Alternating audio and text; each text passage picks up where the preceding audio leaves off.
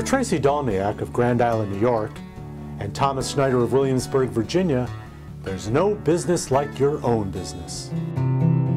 Tracy's Great Lakes Art Conservation is well known in Western New York.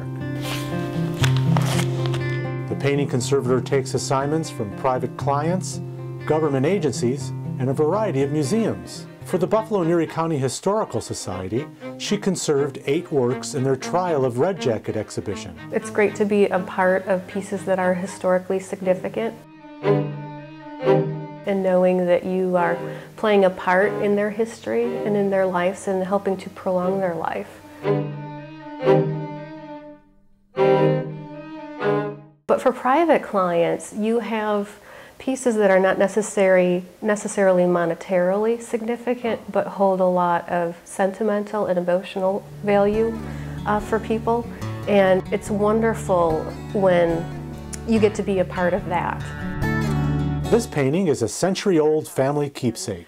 It was laying in the back of the trunk and something fell on it, and they put a substantial tear through the painting. You know, tears can be repaired, and it's really wonderful to be a part of that. If you bring a client to tears, you know, it's a good day. It's a job well done.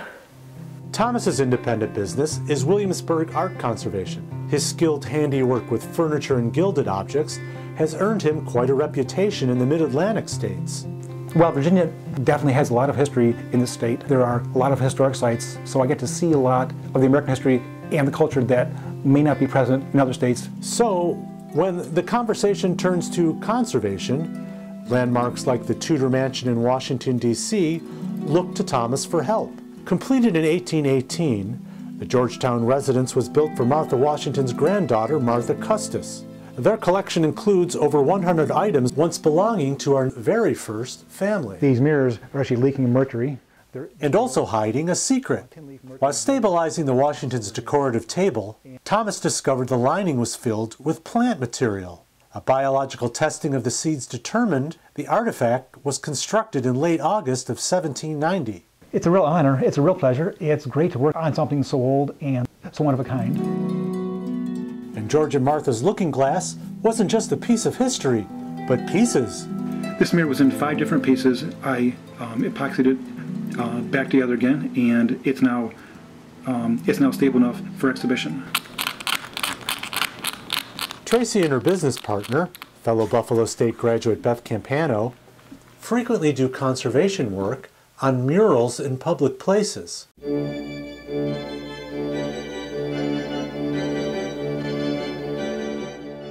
When a fire caused extensive damage to Buffalo's Hellenic Orthodox Church of the Annunciation, Tracy and Beth came to the congregation's rescue. The entire sanctuary was coated with a substantial layer of soot, and then of course when the firemen came in, you know, sprayed hoses, so there was extensive water damage as well.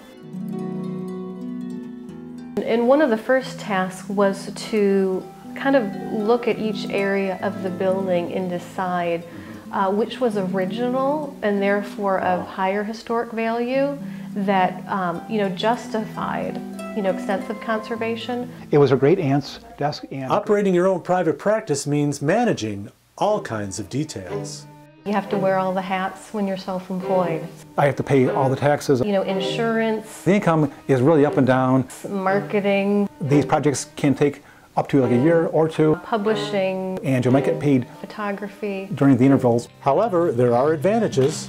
Why don't you put something on the tractor? I'm a mom, first and foremost, so being self-employed has allowed me to be completely flexible in my work schedule. So during my time in the program, when I thought about internship sites, I kept that in mind. Tracy opted to work in a regional conservation lab. So I knew I would be able to treat a lot of paintings and also learn how to estimate and deal with clients and learn some of the business aspects as well. If money were no object, if time were no object, we would preserve every, you know, little crumb that we could.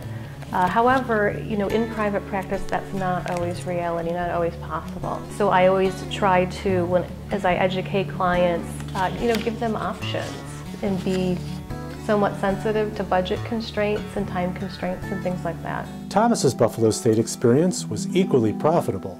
I learned a lot about a number of materials because the artifacts I work with are never just wood or never just one material. They're actually multimedia things, and I wouldn't be able to do what I do without having had all the professors teach me about paper, paintings, objects, and the chemistry of all the materials I work with too. Without having gone there, I wouldn't be able to understand what I'm working with and how I impact the materials that I touch. It taught me how to learn and actually how to continue learning after school was over. Lessons he's passed on to daughter Colleen, a 2008 graduate of the program, and now working as an objects conservator at the Cleveland Museum of Art. I know she loves what she does. I know she had a great education because I went there myself.